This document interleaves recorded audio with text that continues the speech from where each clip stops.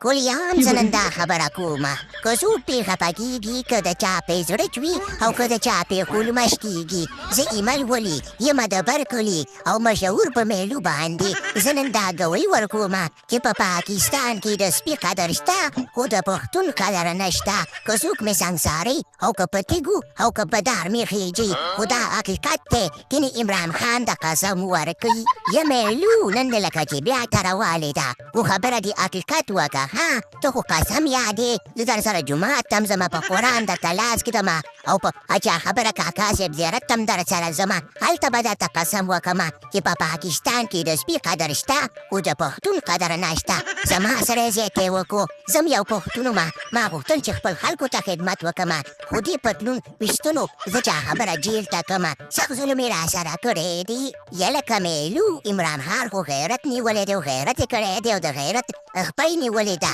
خو تا ته خو ما شنې شنې ډالرې درکړې ولې ټرمپ لالا رالیږلي وي او تا ته ما ډالرې درکړي او تا بیا خوله وازه کړه لکه چې اجل دې راغلی دی یا میلو نه که نه هیپ منیره خپلې په بوجۍ کور ته وړي او ما ته په الفافا کې 2-3 لوټه واچوي داسې نه کېږي زه ځمه خلک دنیا راخبرومه چې دوی زما په ابا جیل کې اچولی او مکمل 21 کاله او اوس اچا خبره عمران خان یې پکې اچولی دی سخت ظلم هم شروع کړی دی پښتون درته اړو د سړي بچی نه ښکاري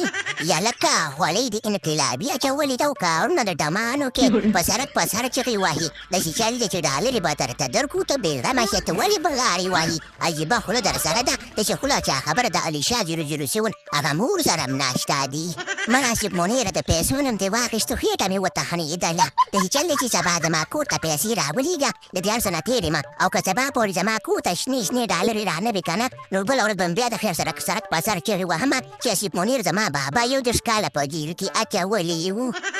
وی که نه په عجیبه ملک کې پیدا شوی یمه دینه چې په بنګلادیش کې پیدا شوی ومه نو ښه به ولو داسې چل دی چې په دې سرو خولو باندې او شنو خولو باندې او په زرو خولو باندې نه کېږي چې خلکو په سر کړي دي کوټکونه راواخلي ټوپکونه راواخلي او د خلک چا خبره وخربوي وټکوي او ژوندي په ځمکه ننباسي هله به تاسو ازاد شئ ای امولسه تاسو ته وایم نارې درته وایم زارۍ درته کومه چې راوځئ سرکونو ته زه خو هسې نن په جیل کې خوسا شوم او خورین شوم او ورو شوم کنې